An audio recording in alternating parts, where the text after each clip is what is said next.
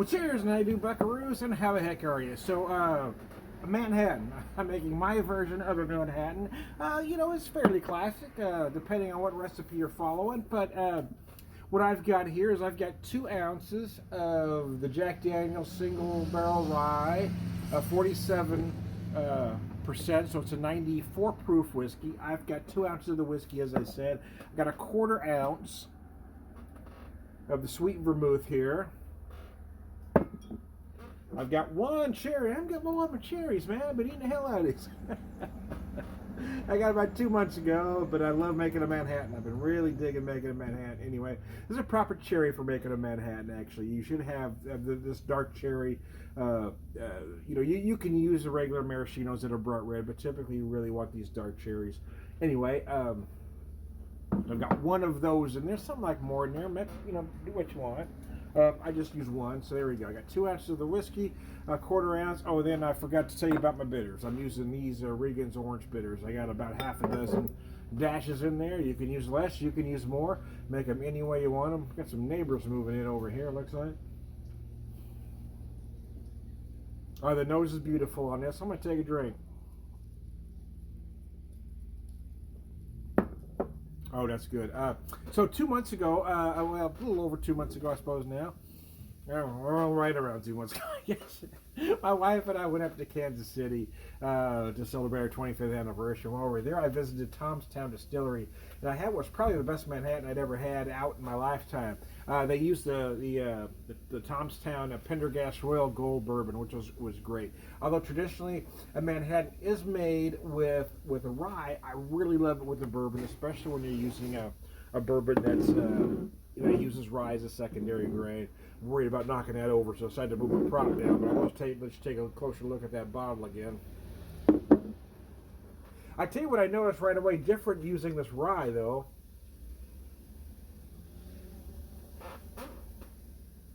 It is much fruitier. It's a very fruity rye. Again, I feel like I'm getting like a fruitcake like fruit, like dried sweet fruit, cherry, raisin, date, even apple. I feel like I'm getting in there. There is some spice, but the spice is different than the bourbon. The spices actually seem softer, but you do get an array of baking spice all the way through. Cinnamon, allspice, nutmeg. You may feel some cardamom. You might feel mace. You might even feel some ginger in there.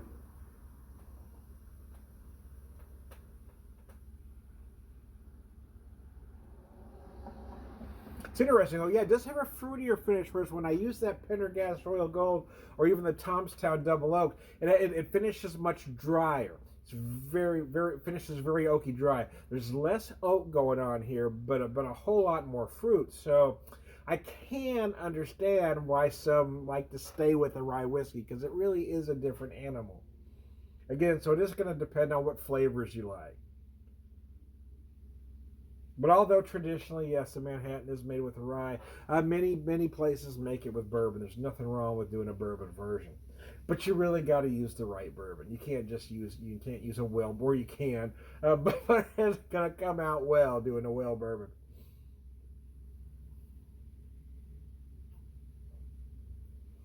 But yes, I will say it is there is some spice. It is much different than a bourbon version. I am getting much more fruit notes here, and much less oak, much less vanilla, much less oak. The sweetness is relatively the same, but it comes at you in a different way. But it is nice. I just something about a Manhattan. Old fashions are very trendy. They have been for a few years now, especially with the generation after mine. But there is something about a classic Manhattan for me that just rings true. I don't mind an old fashioned. I make them every once in a while here too. And I've been making more lately, trying to compare the two. But the truth is, I still prefer a Manhattan to an old fashioned. I like the complexity. For me, a Manhattan feels a little more complex than an old fashioned. And it's traditionally not quite as sweet.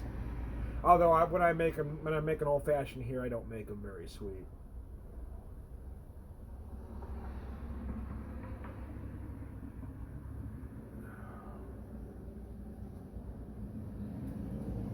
But this is absolutely gorgeous. But yes, the difference between what I've been using before, the Tomstown Double Oaked or even the Pendergast Royal Gold, is that with this particular rye, this Jack Daniels rye, it doesn't finish quite as oaky. I don't get quite as much oak, not quite as dry in the finish, but you certainly get a lot more fruit. I mean, a lot of fruit. There's a lot of fruit going on, man.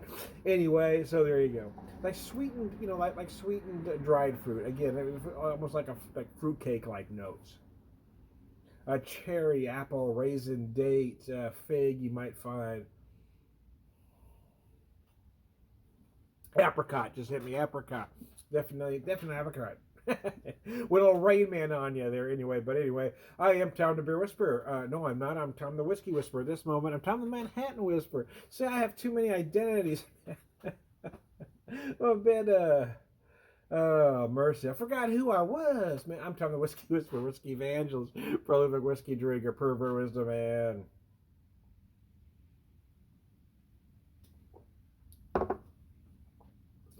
All right, good guy. Cheers, y'all.